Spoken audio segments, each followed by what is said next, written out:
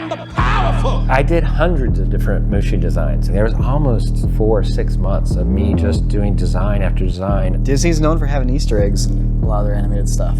Do you know Beast is in Aladdin? No. So I take them all the way down the hill, all the way into the thicket. Oh, it's so awesome. You did VeggieTales? VeggieTales! You did We're VeggieTales? doing a whole thing on VeggieTales now. Thanks to Vessi for sponsoring this video. Stick around so you can find out how to get 15% off of your next Vessi purchase. Hey everybody, welcome back to another episode of Animators React. We have a very, very special guest for you today, Tom Bancroft. Tom has done pretty much all your favorite animated films. Yeah, so I worked on Beauty and the Beast, Aladdin, Lion King, Pocahontas, a little bit of Brother Bear, and of course Mulan. I created Mushu the Dragon. Wow. Dude, what a list of bangers, man. Yeah, thanks for animating my whole childhood. So I do Comic Cons and things like that, of course, and I get people coming up to me all the time. You animated my childhood. I was like one of hundreds. So. It's gonna be really interesting talking to somebody who really has the hands-on experience here, learning about the techniques that went into making this, the imagination, what the profession actually entails. I can't wait to get into it. Me too. Go. So you started with a Roger Rabbit short film? Was that your first thing? So first thing for Disney was Roger Rabbit. It was Roller Coaster Rabbit. Let Uncle Roger tie your balloon up, and that way you'll never lose it. And it was a short film that went out with a film that nobody remembers. I hope they remember Roller Coaster Rabbit, but they don't remember Dick Tracy, probably. It was a Warren Beatty and Madonna movie that came out back before you were born, probably. Did that like get you in your foot in the door and then you stuck with it? Well, yeah, so I'd gotten hired. I went backing up. I have a twin brother. I always bring this up when I talk about my past because we did everything together. And so we went to Cal Arts before that, California Institute of the Arts, and got some animation training. Couldn't afford to go more than a year and a half, and we just gambled everything on getting our portfolio into Disney, and they took us. They were just about to gear up for this new studio they're about to build in Florida, the Walt Disney Florida studio that was going to be in Disney MGM Studios, and it was a working tour. You could walk through and watch us animating on things. Wow. And so at age 21, we're working for the best studio in the world. Yeah. I find out I'm going to be the assistant animator for one of the top 10 animators at Disney, Mark Ken, and I became Mark Ken's assistant and hadn't learned how to do the job yet. So like, they were training us on the job. And so they said, well, it's a show, there's a tour going through, gotta have you doing something, so that you work on this animated short. So we took a long time on Roller Coaster Rabbit because we were using it as training too. And now I'm like literally within the first couple weeks, Mark Ken animates a scene and he just plops all the drawings down and I have to now go put a piece of paper over that and clean up his drawings. So I'm taking a legendary Disney animator stuff and I'm just out of school. Wow. And I'm trying to redraw it and I'm just, it was a little crazy.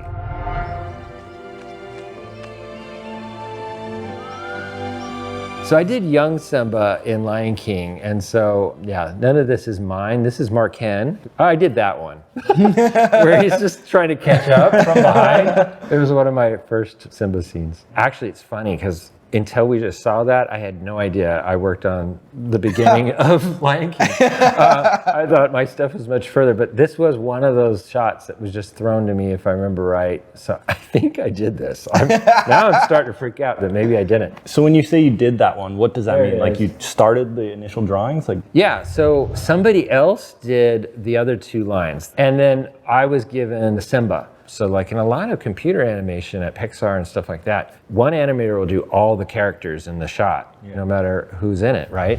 But most 2D animation productions in these days, we were cast to a character. And so I only did young Simba. But we would split it up that way so that we really got to know that character. And not just the drawing side of it, which was important, but it's for acting reasons too. We needed to get to know the personality of that character. And if you're jumping from character to character, you're gonna make them all move like young Simba, because that's maybe the one you know the best. But now I'm animating Mufasa, I'll make him move like young Simba, because I don't have any practice on him and I don't know his personality. Everybody look left. That's my shot. Everybody look left. How many frames would you get through in a day of work? I don't count. To me, you can't do crazy work like this where you're basically working a fraction of a second every moment of your life, right? I'm literally, everything on my desk is fractions of a second because every shot is different. Like some of them are short shots, but they're very complex and hard and has lots of characters. And so if I was animating this shot, it's a very difficult shot. Thankfully, I did not do it. And none of those drawings are alike, right? Everything is moving. And so none of these shots, no matter how fast, are really like an easy shot. Yeah, by the way, in Disney, we always said there's no such thing as an easy shot, just less hard. Yeah. Do you have a specific shot from Lion King that you remember being the most difficult shot you had to do? I'll tell you one, it's not the most difficult, but because it was one of my first ones, it made me stop and wait almost a week before I animated it. Oh, wow.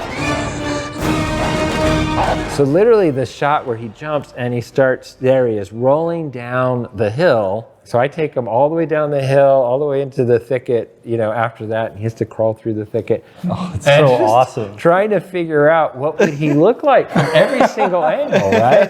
And I didn't know what quadruped anatomy was either. Wow. But as you can see, it's such a fast shot. And the pacing, right? How fast he's going. He gets a little scramble in there when he comes down too. And I want it to be like magic, right? Yeah. I'm young and trying to think, how would the masters do this, right? And you can't, by the way, do reference for this. I can't take a little lion cub and throw it down a hill and film it. Right. So I just literally put it away, and for 3-4 days, I just crammed animal anatomy books and videos of lions and stuff I really should have already done. I was like, oh, I have to like really. So in a way, it's some of my earliest stuff, but crazy to say, I'm kind of still proud of it because I'm like, well, it looks great. It looks awesome. Looks like it looks great. What a lion would look like as he was tumbling down a hill. Yeah. It doesn't look like your first time drawing Simba. Yeah, Put it that way. It just looks like Simba. Yeah. Well, fortunately, the cleanup people, they refine it even more. My drawings probably look pretty stinky, and then they would clean it up and kind of improve it. So that's why it's a group effort. By order of the Emperor, one man from every family must serve in the Imperial Army. So Mulan is the movie I'm most excited to talk about today, and you did all of the Mushu animation, right? No. No, okay. So yeah, when I first started, there was a chance it would be me and maybe a couple animators helping me. Because Mushu at the time when I first came on was gonna be a smaller character. Then they got Eddie Murphy, that blew him up. I am the powerful, the pleasurable, the indestructible Mushu. As the film kind of evolved, they started giving Mulan lines to Mushu because he was the biggest name star, but he was also funny and it was working, even in just the storyboard phase. Hello? Hello? Hello? I did hundreds of different Mushu designs at the beginning. There was almost 4 or 6 months of me just doing design after design of different Chinese dragons. And then I started doing animation tests with different voices and things like that for another 6 months. So it was almost a year's worth of just developing Mushu before I did my first production animation shot. I ended up getting about 10 people, I think, that animated Mushu. And so it ended up being that it was me designing the character and supervising animation and doing probably the majority of the animation, at least proportionately to each animator. So yeah, it became a huge job. There were many nights I stayed up all night working on Mushu. I'd say it paid off. It did. I know. We should do it that way all the time. Right? It's such an amazing character, and you definitely feel Eddie Murphy like coming through in just the facial motion and just even the body language of Mushu. It's so cool. Let me shine this up for you. I can see you. Look at you. Look so pretty. This is a minor thing, but one of those things you don't think about. The reflection of him in the actual hat, I actually had to animate him on a curved surface, copying the drawing, and then as he puts it away, he gets a little smaller. Like, there's like subtle little perspective changes happening and things like that. It's just one of those nutty things that you don't expect is going to hit your animation desk. The fortunate thing is I only did it once, so it worked. And they're like, yep, it looks like he's in there.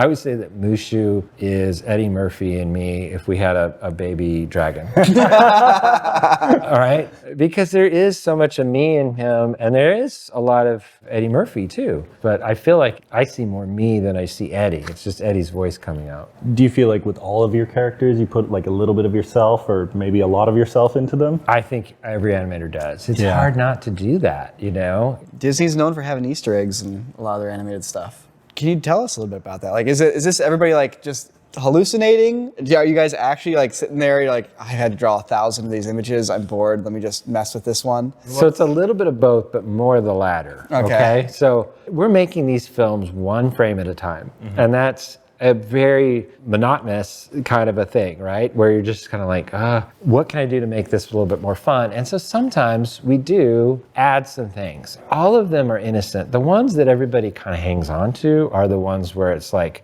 dirty, right? Like, Yeah. most all of those are false. And we can talk about that another time and dig deep into that. But there's a lot of really fun, innocent ones. Do you know Beast is in Aladdin? No. What? Like Beast from Beauty and the Beast is in Beast Aladdin? from Beauty and the Beast.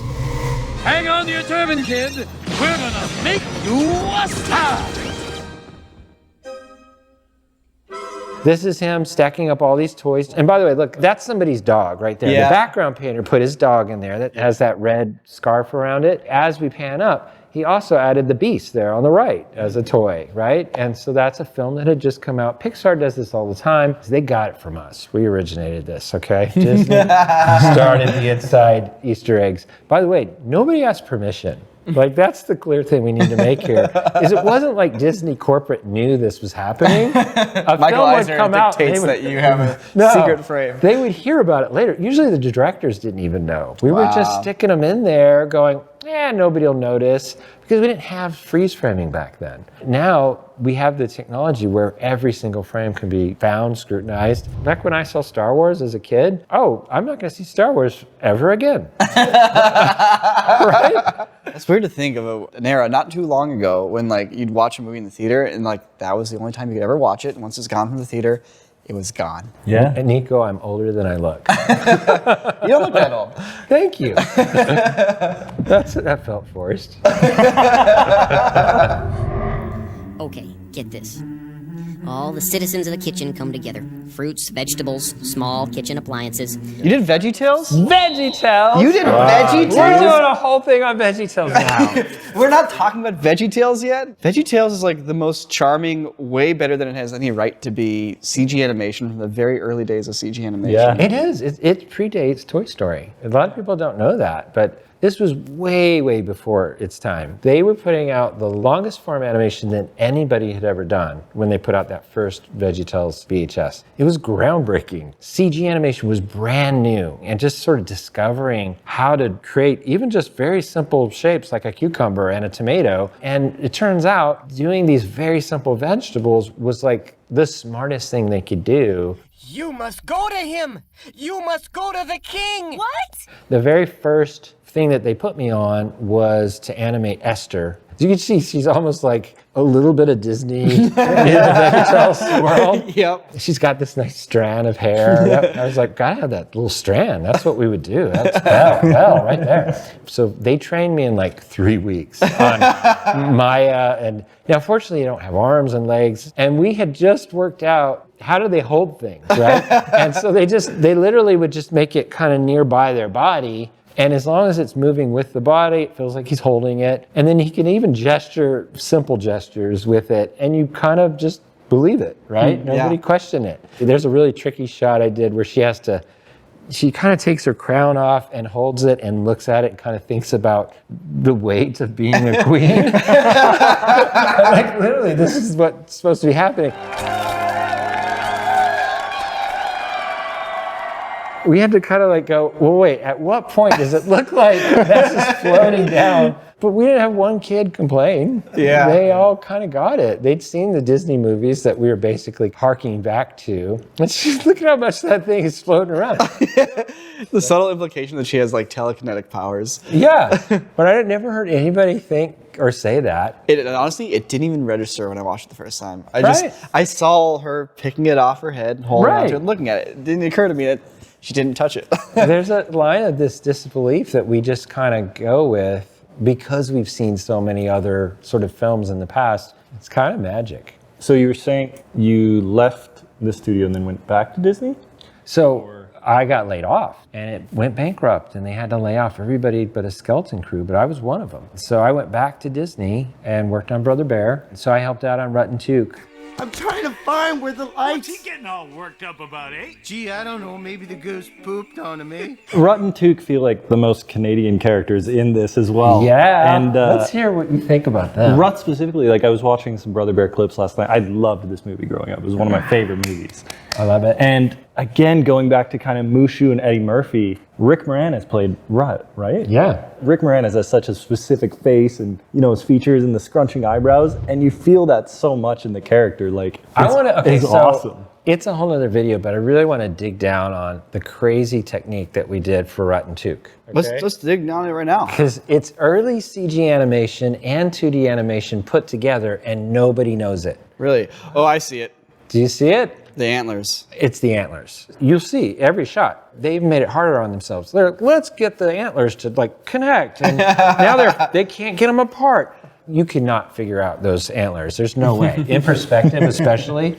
So what we would do is we would hand draw, rough out the animation. We wouldn't even put the antlers on at all. We'd just do the heads and the bodies, animating and all that. So we would then scan those drawings. Once that was in the computer, they literally created in Maya a model, CG model of the heads of Rut and Took, just the head, with the full antlers. We'd now line up the Maya rig frame by frame, pose to pose, but now it's fully animated, right? Like it would add all the in-betweens. That's what Maya does. So we could now put our rough animation over that animation of just the rig of the head and antlers, line them up, and now trace off frame by frame every single antler. So it's locked in, because it really was the only way it was going to feel locked. And if you watch this, it's locked. They're not sliding around anywhere. And even nowadays, with technology as it is, they would be sliding. It's all done by, there's a little slide. I take it back.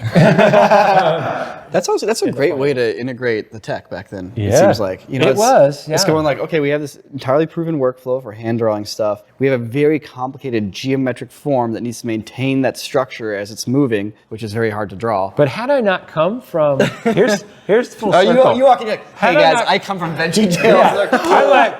I like pulled up my sleeves and like, I've just done CG animation on vegetables, so let me show you how it's done.